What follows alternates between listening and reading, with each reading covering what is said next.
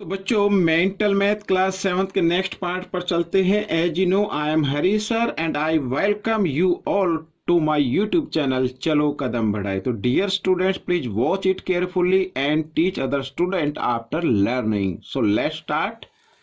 तो बच्चों यहाँ पर देखिए मैंने पहले से ही लिख के रखा हुआ है ताकि आप सभी बच्चों को समझ में आ जाए। मैं थोड़ा सा इसको जूम आउट कर लेता जूम कर लेता हूँ बच्चों, ठीक है, ताकि थोड़ा सा अच्छा लगे। ठीक है, आइए क्वेश्चन नंबर 43 करना शुरू करते हैं। देखो, find the rational number that should be subtract from 5 so as to get 7/9। हमें रेशनल नंबर फाइंड आउट करना है ताकि हम उसको 5 में से सब्ट्रैक्ट करें तो हमारा आंसर ये आ जाए। ठीक है। अब कैसे फाइंड आउट करना है तो मैं आपको एक मेथड बताता हूँ। मान लीजिए मैं 9 लेता हूँ, 9 में से एक हमें कौन सा नंबर माइनस करें ताकि हमारा आंसर, क्योंकि माइनस करने भी तो कम आएगा ना, ताकि आंसर क्या आ जाए, 4 आ जाए। अब आप कहेंगे सर 5 माइनस कर दे, तो हमें करना क्या, जो हमारा फर्स्ट नंबर है उसमें से इस आंसर को क्या कर देना, माइनस कर देना, तो आपका आंसर जो यानी सेकंड नंबर आपका आ जाएगा। अब हमारा यहाँ पर फर्स्ट नंबर क्या है, 5 है। ठीक है, तो आपको जो फाइंड आउट करना है वो second rational number find out करना है। मैं यहां पर लिख देता हूं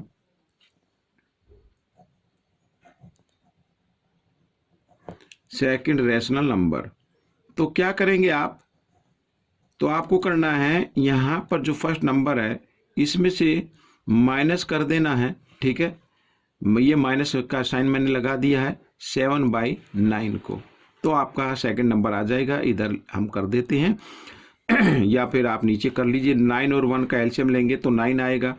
ठीक है, और साथ में आपको कर देना क्रॉस मल्टीप्लाई, 9 5 जा 45 और माइनस 1 7 जा 7, इस तरीके से। तो 45 में से आप 7 माइनस करेंगे तो कितना आ जाएगा बच्चों, यहाँ पर 5 यहाँ पर आ जाएगा 38 आ जाएगा बाई 9, इस तरीके से। ठीक है, अब आप चाहे तो इसको आप मिक्स नंबर में लिख सकते हैं।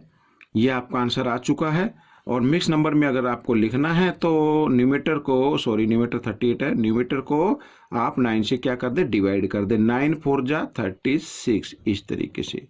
ठीक है, तो ये जो नंबर आया आपका, इसको बना देना है आपको होल नंबर और इस तरीके से आप लिख दीजिए, ये आपका आंसर बन जाएगा। बाकी आपका आंसर निकल चुका है। लेकिन एक तरीका होता है, मेथड होता है, जब कभी भी न्यूमेटर ग्रेटर हो तो और डिनोमिनेटर क्या हो, कम हो, तो ग्रेटर है तो इसका मतलब डिनोमिनेटर कम तो होगा ही होगा, तो उसको मिक्स नंबर में लिखते हैं। ठीक है, आइए करते हैं क्वेश्चन नंबर 44। यहाँ पर क्वेश्चन नंबर 44 क्या कहता है, a boy walks 7/24 kilometre towards north direction and another boy walks 17/36 kilometre towards south direction, find the distance between two boys. तो टू बॉयज की डिस्टेंस हमें फाइंड आउट करनी है। मान लीजिए ये कोई पॉइंट है, यहाँ पर ये बॉय जो फर्स्ट बॉय है ये चला यहाँ पर नॉर्थ की तरफ। ठीक है, ये गया 7/24 किलोमीटर। ठीक है, यहाँ पर जो सेकंड है बॉय वो गया आपका साउथ की तरफ, इस तरीके से, और यहाँ से यहाँ तक ये साउथ की तरफ गया है, तो ये गया है 17/36 किलोमीटर।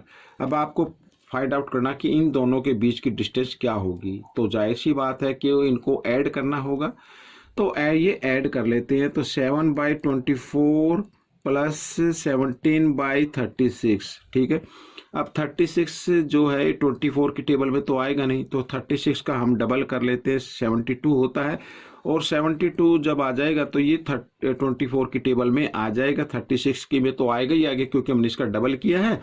तो ये 72 आपका क्या होगा, एलसीएम बन जाएगा इस तरीके से। अगर इस तरीके से नहीं आता है तो आप जो बेसिक मेथड होता है एलसीएम निकालने का, उस तरीके से निकाल लेना। ठीक है, आइए देखो यहाँ पर 72 आ गया।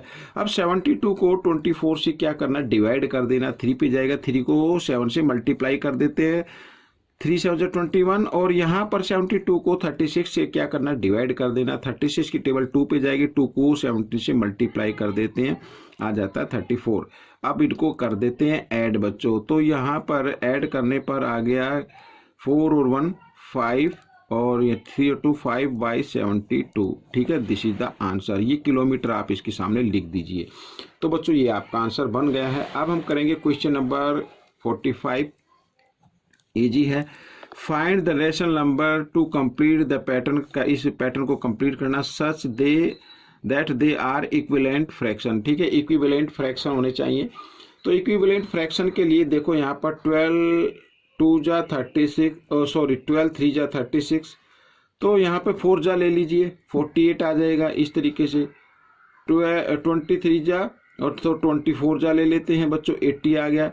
आप चाहे तो 5 पे भी कर सकते हैं, 2 पे भी कर सकते हैं, किसी भी तरीके से कर सकते हैं, ये इक्विवेलेंट होगा। ठीक है, और इसी प्रकार यहाँ पर जो सेकंड पार्ट है, अब देखो 7 की टेबल यहाँ पर 4 पर ली है, तो 13 की टेबल भी 4 पे ली गई है। तो अब आप चाहे तो इसके 2 पे भी ले सकते हैं, 17 2 जा 14 और 13 2 जा 26, इस तरीके से लिख सकते हैं। चाहे तो आप 3 पे भी ले सकते हैं, दोनों को 3 से मल्टीप्लाई कर दीजिए तो वो इक्विवेलेंट होंगे। ठीक है, आइए अब हम करना शुरू करते हैं क्वेश्चन नंबर 46। तो क्वेश्चन नंबर 46 में देखो यहाँ पर कुछ गिवन है, थोड़ा कंफ्यूज करने के लिए देखो नई तरीके से क्वेश्चन दिया हुआ है। यहाँ पर P equal to M into R। ठीक है, फाइंड एंड Q की वैल्यू है N into 2R, then find P by Q। तो P बाई Q की वैल्यू हमें फाइंड आउट करनी है, P बाई Q की वैल्यू फाइंड आउट करनी है। तो P की वैल्यू क्या है बच्चों, 2M इंटू R, या आप इसको लिख दीजिए 2MR, इस तरीके से भी लिख सकते हैं। तो बाई में यहाँ पर है 2N को 2R से मल्टीप्लाई किया गया है, तो 2RN इस तरीके से लिख दीजिए, या फिर लिख दीजिए 2NR, ऐसे लिख दीजिए, कोई दिक्कत नहीं है। तो 2 से 2 यहाँ पर डिवाइड हो रहा है, R से R डिवाइड हो रहा है, तो वैल्यू जो आपकी आएगी वो आएगी M बाई N। ठीक है, ये आपकी वैल्यू आ गई, यही आपका आंसर हो गया, बिल्कुल इजी है। अब बच्चों यहाँ पर क्वेश्चन नंबर 47 क्या कहता है, fill in the blanks, blanks को फिल करना है। अब देखो यहाँ पर कोई नंबर है, उसको मल्टीप्लाई किया गया है -7/9 से, तब आंसर कितना आता है, 1 आता है। तो बच्चों देखो, अगर हम किसी भी फ्रैक्शन को उसके रेसिप्रोकल से मल्टीप्लाई कर दें तो हमारा आंसर क्या आ जाता है, 1 आ जाता है। ठीक है, मैं आपको बताता हूं। जैसे मान लीजिए यहाँ पर 1/2 है, अगर हम 1/2 को हम 1/2 के रेसिप्रोकल से मल्टीप्लाई कर दे तो हमारा आंसर 1 आएगा। 2 से 2, 1 से 1, इस तरीके से। तो यहाँ पर -7/9 को हम रेसिप्रोकल कर देते हैं इस तरीके से, तो यहाँ पर माइनस का साइन लगा दे तो आंसर क्या आ जाएगा, 1 आ जाएगा। तो हमारा जो आंसर होगा वो होगा -9/7। ठीक है, और लेकिन अगर आप चाहे तो बेसिक मेथड से भी आप इसको कर सकते हैं। ठीक है, तो जैसे मैंने आपको बताया है, इस 1 को डिवाइड कर देना है आप क्या, किससे, फर्स्ट नंबर से, जो नंबर गिवन था उससे आप क्या कर दे, डिवाइड कर दे इस तरीके से। फिर उसके बाद क्या करना होगा, 1 और डिवाइड का साइन कर देना मल्टीप्लाई में चेंज, और मल्टीप्लाई में चेंज करते तो नेक्स्ट नंबर का क्या कर देते, रेसिप्रोकल कर देते हैं। तो -9 1 जा -9/7। ठीक है, इस तरीके से भी आपका आंसर निकल आएगा। तो आइए करना शुरू करते हैं। यहाँ पर क्वेश्चन नंबर 48 को हम देखें तो बच्चों यहाँ पर 0 को डिवाइड करना है 3/5 से। अब आप एक चीज़ का ध्यान रख लीजिए, कोई भी नंबर हो, या 0 को डिवाइड किया गया हो या 0 से डिवाइड किया गया हो, तो आंसर आपका 0 ही आएगा। ठीक है, इस तरीके से ज़्यादा टाइम वेस्ट करने की जरूरत नहीं है। एक चीज़ को आपको याद रखना है, 0 को डिवाइड करे या 0 से डिवाइड करे तो आंसर आपका सेम 0 ही आता है। अब क्वेश्चन नंबर 49 यहाँ पर बच्चों देखो क्या कहता है क्वेश्चन नंबर 49। अब 49 में कहा है which rational number does not have a reciprocal. अब यहाँ पर थोड़ा सा कन्फ्यूजन हो जाता है पैदा कि कौन सा रैशनल नंबर है जिसका कोई रेसिप्रोकल नहीं होता। ठीक है ना, सभी रैशनल नंबर के रेसिप्रोकल होते हैं। तो यहाँ पर बच्चों मैं आपको बताता हूँ, देखो यहाँ पर ये जितने भी नंबर होते हैं ना इस तरीके से, ये सभी क्या रैशनल नंबर है, और 0 भी रैशनल नंबर है। लेकिन 0 रैशनल नंबर है तो इसका रेसिप्रोकल नहीं होगा। ठीक है, रेसिप्रोकल तब होता है, देखो कोई भी नंबर होता है उसके नीचे क्या होता है, उसके नीचे हम 1 डिनोमिनेटर की फॉर्म ले सकते हैं, इस तरीके से ले सकते हैं। अगर इसके नीचे मैं 1 ले लूँ और यहाँ पर बच्चों मैं इसका रेसिप्रोकल कर दूँ 1/0, तो ये कोई नंबर नहीं होता बच्चों। ठीक है, तो हमारा वो नंबर कौन सा होगा, वो नंबर है 0, जिसका कोई भी रेसिप्रोकल नहीं होता है। ये आपका आंसर रहेगा। अब क्वेश्चन नंबर 50 लास्ट क्वेश्चन है बच्चों।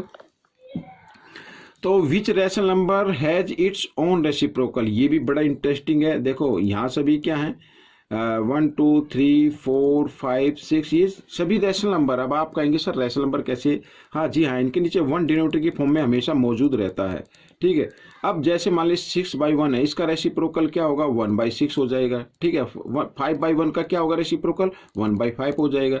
तो यहाँ पर अगर हम करें 1/1 का रेसिप्रोकल क्या होगा? 1/1 का रेसिप्रोकल 1/1 ही होगा। ठीक है, तो which rational number is its own reciprocal? तो वो नंबर है बच्चों आपका कौन सा है? सेम, यानी वही नंबर आए तो वो नंबर है आपका 1। ठीक है, यानी जिसका रेसिप्रोकल सेम रहे तो वो नंबर कौन सा आ गया? 1 आ गया। तो दिस इज द आंसर। तो बच्चों ये था लास्ट पार्ट चैप्टर नंबर 9 में से। आपको कैसा लगा प्लीज राइट मी और you can send me message. तो स्टूडेंट्स, आप और कौन सा चैप्टर चाहते प्लीज़ मुझे कमेंट्स जरूर कीजिए। मैं आपका कमेंट्स के ऊपर कोई वीडियो बनाऊंगा। और अगर आपके पास कोई क्वेश्चन है रिलेटेड इंपॉर्टेंट है तो वो आप मुझे सेंड कर सकते हैं। मेरा व्हाट्सअप नंबर मेरे डिस्क्रिप्शन बॉक्स में होता है, तो मैं उसमें से भी वो आपका क्या क्वेश्चन वीडियो बनाकर भेज दूंगा। ठीक है, तो मिलते हैं नेक्स्ट पार्ट में। Till then please keep practising and thanks for watching this video.